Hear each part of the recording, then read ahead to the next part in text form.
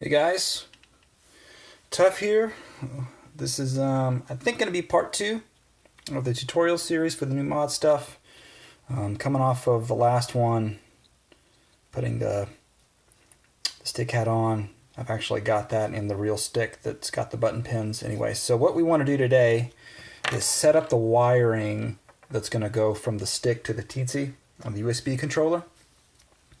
And it needs to go through the bottom of the cup. So we're not going to do any soldering, we're just going to get the wiring ready. So what I like to use is this 30 AWG solid core wire. This is just an old IDE ribbon cable from the early 2000s that I've got a pile of from all the PCs that I built back then. The only real downside to using wiring that's this thin is that it can be delicate if you're not careful. So once you get everything wired up and coming through the cup, if you're not careful with how you handle it, it doesn't take a whole lot to rip it off or to break it. So just keep that in mind. But it is nice and thin, and inside the orb weaver and inside the Tartarus, there's not a whole lot of extra space. So you just got to be space conscious. So using super thin wiring is what I like to do. So looking at the bottom of the stick, we've got 3 legs per pot. And then I know there are 4 legs on the bottom of this button, but we only need 2 of them because 2 of them are unified ground and 2 of them are unified signal. That's not the technical terminology, but that's what I'm calling it. So we need 1, 2, 3, 4, 5, 6, 7, 8 wires coming off of this. You could get away with 6, I think, if you wanted to, or even probably 5. You could get away with 5 if you wanted to try to unify ground and power for across just 2 wires. But that gets complicated, and you need 1 for each of these legs anyways. And that's how the footprint goes. So I just do 8. It's not that big of a deal. Obviously, you don't have to use ribbon cable. It's just what I have and what I like.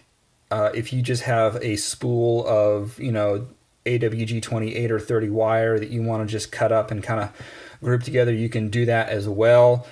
I'm just going to do what I normally do. You guys can watch and see the process. And yeah. So the first thing is we need 6 to 7 inches. The orb weaver likes 6 to 6.5 inches. The Tartarus likes a little bit less, but I've run into the case where I've done 5 and or 5.5, and it just wasn't long enough. And I've done 6 and 6.5 cut, and it was really, really tight. So I like to just have plenty of space, and you can always kind of fold up the cable if there's too much. So I like to do 7 inches right off the bat. So using the exact, this is what you need.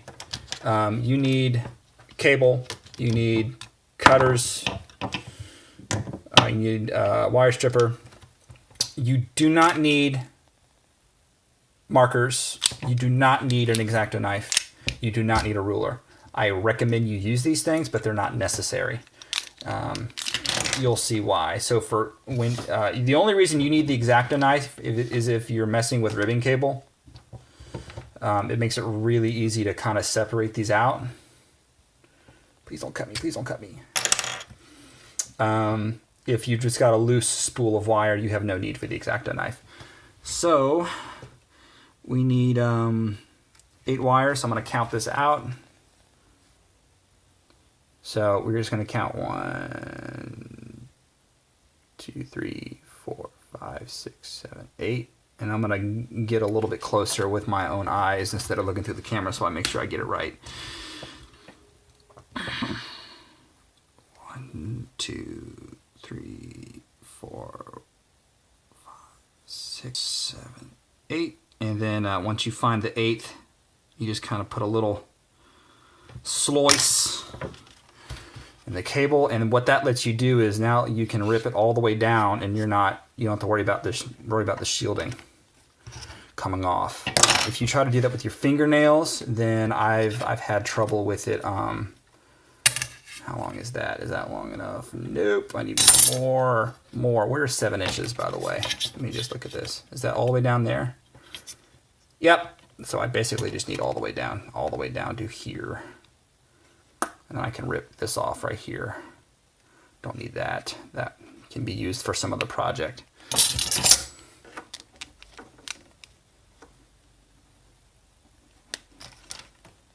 So, done with that. Back in the drawer.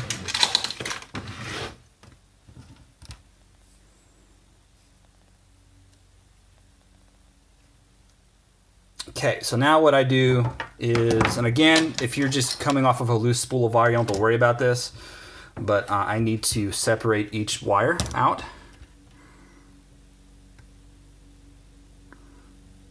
On both sides, so I'm going to be doing this like 16 times. Probably see my head. I'll try to not do that. And I apologize, you can probably hear the lawnmower guy cutting my grass.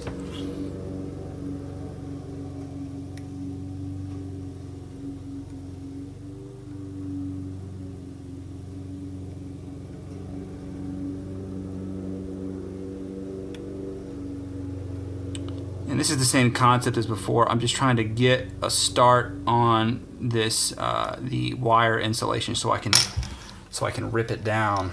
Please be still. So I can rip it down.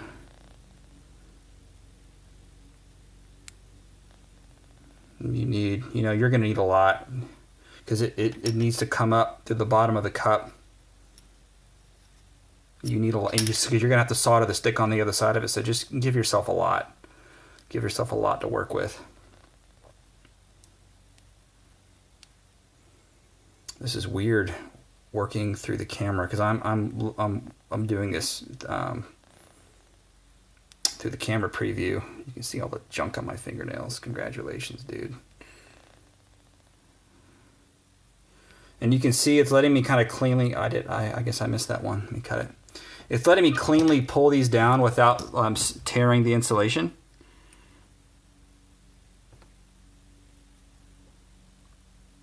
So I know that this is, we haven't even seen a razor device yet. We haven't even seen an orb weaver or a Tartarus yet, but all of this is just prep for getting there. You're gonna have to do this for either a Tartarus or a razor, orb weaver, or a N52 if that's what you're using, like the one that I just did. This part is the same. So anyways, I'm just trying to pull all this down. I wish I had a better camera, but I'm using my phone propped up on a piece of wood. How cool is that? High tech.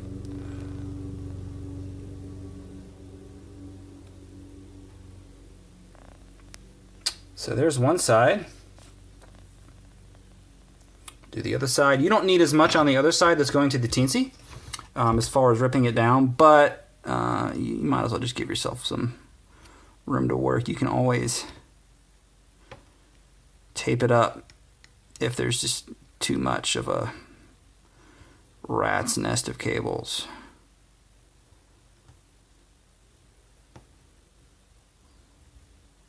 I probably missed one.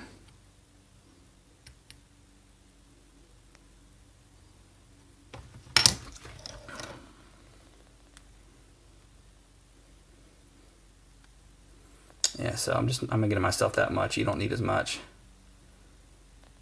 But one of the other cool things about using ribbon cable like this, like I said, if you built PCs back before we had SATA hard devices, then you probably have a ton of this. I've got a computer graveyard up in my attic. I've not thrown anything away from like any era, so I've just got a ton of this cable just laying around that's not being used anymore. Yeah, I think I messed that one up. Nope, just looking through the camera wrong. Okay, that's fine. Yeah, I missed that one right there. So let's just cut it.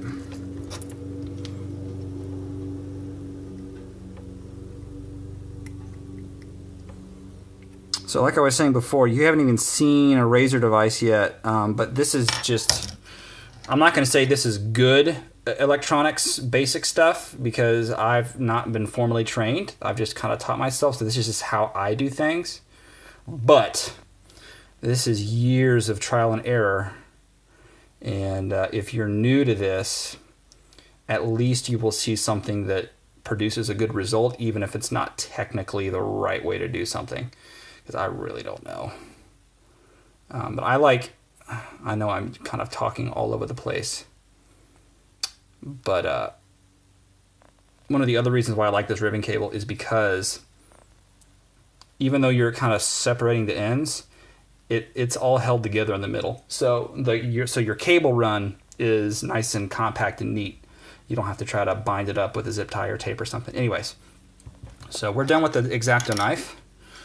And ask me how I know, but it's a good idea. Put the cap on it when you're done and not just leave it laying around. We're done with that too. Try to clean up this a little bit. Out of the way. I don't need you. Don't need you. Bye, ruler. Bye. So now you just need to give yourself a little bit of, just a bit. Because when you tin the ends, it will melt back some of the shielding. And yes, you do need to tin it. Trust me on that. It's worth the little bit of extra work to tin your everything. Tin everything. Tin the ends of the wires. Tin the legs on the potentiometers. Tin the legs on the button. The only thing that I don't tin is the contacts on the contact pins on the TNC, because those are nice clean copper, and if you tin them, you run the risk of filling the pinhole with solder, and then it gets really difficult or really tricky to put a wire through it. So I don't tin those, but I tin everything else. And you're going to see that probably in the next video, because right now we're just doing wire setup, that's what I'm going to call it. And I am a camera noob, so forgive me for the varying degrees of focus, because I'm not doing a good job keeping this at a stable height, and so the camera's probably wigging out whenever I move for focus. Sorry, but it's just my Nexus 6P camera.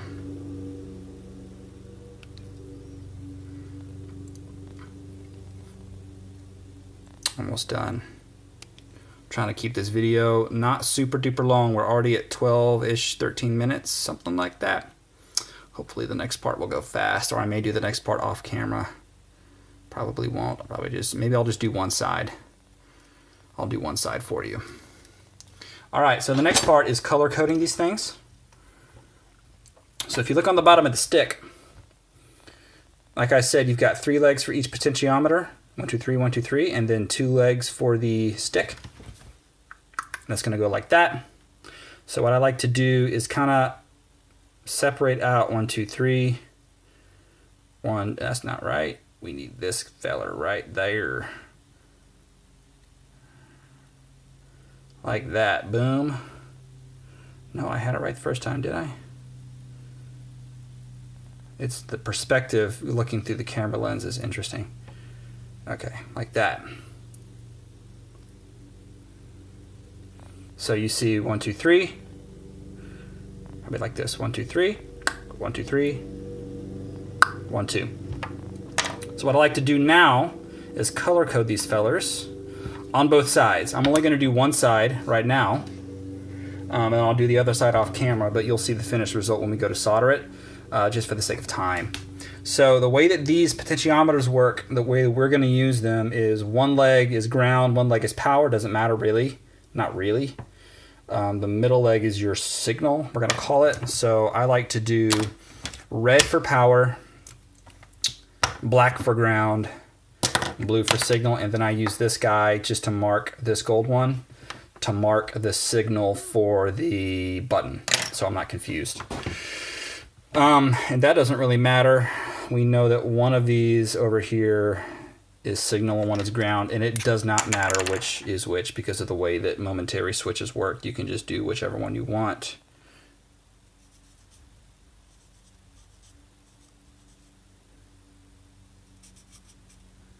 So I'm done with this. Don't need that. If I was doing both sides, I would have done that, but again, for the sake of time, we're just gonna skip it. So for this is gonna be ground for the button. And this is so when I get it in, when I seat the stick into the cup and I've soldered to the bottom of the stick and the buttons, I don't have to play some kind of like wire tracing guessing game. So I'm just gonna keep these separated. So I know I want both of these to be ground.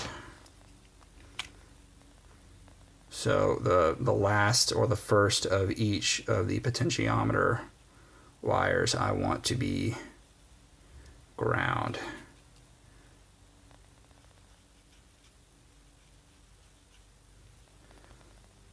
Yep, that's right. Okay.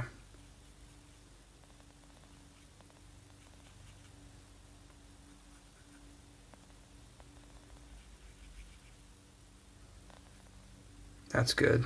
Doesn't need to be perfect. You're just trying to get it to where it's pretty plainly visible from most angles. Done with the black one. Let's do the signal. So you can bend these down. Don't need them because we already colored them. So make sure that you've got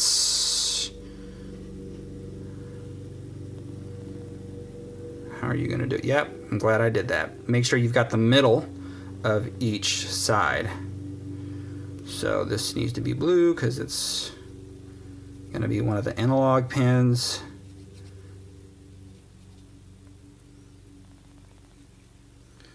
I'm trying my best, guys, to color this and keep it on the camera. I don't know how good of a job I'm doing. Sorry. And then that one.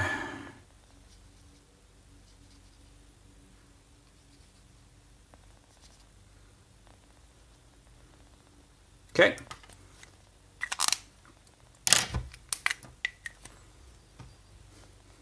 And then the last two are the power.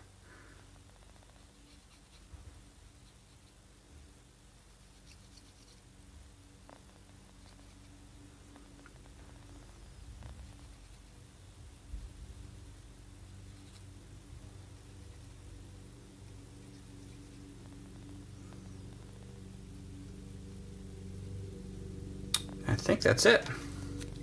I'm gonna try not to touch that so I don't get ink smeared, but the idea is that now you've got color-coded wires, and just a quick, super quick, I would go, so for the buttons, this isn't gonna happen fast. This is actually somewhat of a tedious thing to do. I'll probably save the most of this for the next vid, but power, ground, signal,